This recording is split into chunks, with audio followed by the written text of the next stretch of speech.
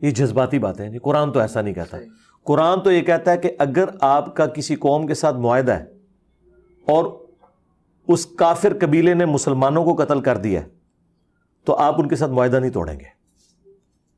چند مسلمانوں کے پیچھے آپ سارے مسلمانوں کو تو نہیں اسٹیک پہ لگائیں گے۔ سورہ نساء پڑھ کے آپ دیکھ لیں، ان لوگوں نے قرآن نہیں پڑھا ہوا۔ قرآن تو یہ کہتا ہے کہ اگر آپ کا کسی قوم کے ساتھ معاہدہ ہے اور اس کافر قبیلے نے مسلمانوں کو قتل کر دیا ہے تو آپ ان کے ساتھ معاہدہ نہیں توڑیں گے۔ جو قرآن مسلمانوں کے پاس ہے اس میں تو ایسی کوئی بات نہیں ہے کہ جن کافروں کے ساتھ معاہدہ ہے اگر وہ مسلمانوں کو قتل بھی کر دیں تو بھی ہم معاہدہ نہیں توڑیں گے۔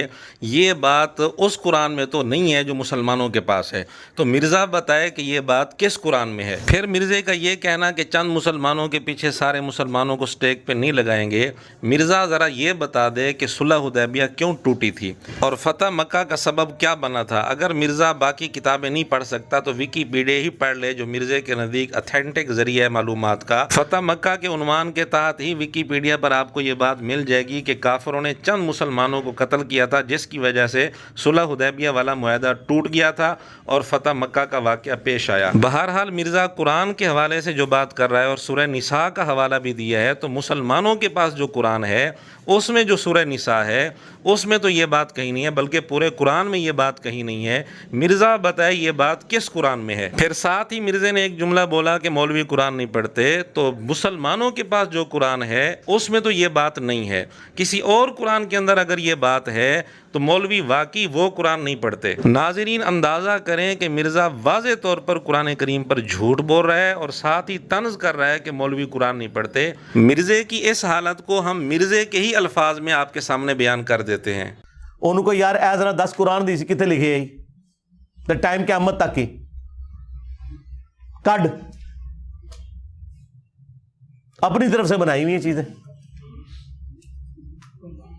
یعنی ایک غریب او تو بدتمیز، ایک جاہل او تو کانفیڈنس لیول آسمانہ تے ہے، یعنی جہالت کے باوجود کانفیڈنس لیول ہے۔ مرزے کے یہ سارے ڈائیلاگ ہم مرزے کو ہی گفٹ کرتے ہیں۔ ہم بھی مرزے سے گزارش کرتے ہیں قرآن کا نام لے کر، سورہ نساء کا نام لے کر مرزے نے جو بات کی ہے ذرا دکھائے تو صحیح کہاں لکھی ہے۔ تو مرزے کے اس ڈائیلاگ کا سب سے بڑا مصداق خود مرزا ہے، ایک غریب تو بدتمیز، جہالت کے ساتھ کانفیڈنس لیول آسمانوں پر۔ قرآن میں اللہ کے بعد سب سے زیادہ نام جس کا ہے وہ شیطان ہے، کسی پیغمبر کا بھی نام نہیں 3 دفعہ آیا۔ ہاں سارے پیغمبروں کے نام جمع کریں نا، جتنی دفعہ ریپیٹ ہوئے ہیں اس سے زیادہ شیطان کا نام آیا ہوا ہے، تو آپ کو نکال سکتا ہے اس کو، حقیقت ہے ایک۔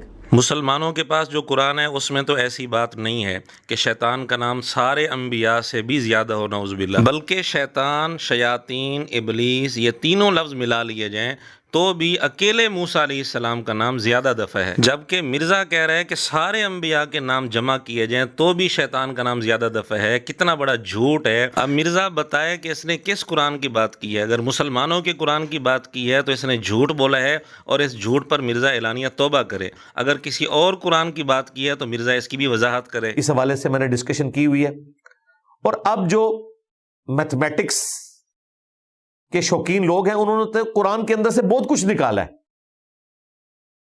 کہ قرآن میں جو آسمان کا لفظ السماء آیا ہے نا جتنی دفعہ، اتنی دفعہ الارض آیا ہے۔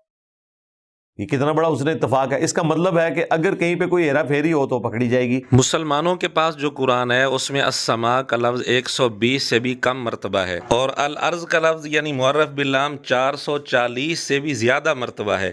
اتنا زیادہ فرق ہے دونوں کی تعداد میں، بلکہ سماء اور سماوات یعنی مفرد اور جمع دونوں کو ملا لیا جائے، جس شکل میں بھی قرآن کریم میں موجود ہیں وہ سارے جمع کر لیے جائیں تو بھی عرض کا لفظ قرآن کریم میں زیادہ دفعہ ہے۔ بہرحال جو بات مرزا کر رہا ہے وہ مسلمانوں کے قرآن میں تو ہے نہیں۔ اب مرزا بتائے کس قرآن میں ہے۔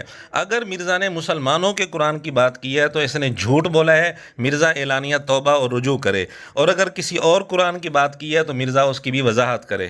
وہ دوسری جو آج کل یہ سیلمگیر بنتی ہیں کہڑی ہیں وہ پھوڑ جنہوں کہتے ہیں، ہاں دب، عربی میں لفظ دب ہے، یہ عربی لفظ دب کا ہے۔ دب عربی میں کہتے ہیں گھاس کو، یہ عربی کا لفظ ہے، قرآن میں بھی آیا یہ لفظ دب۔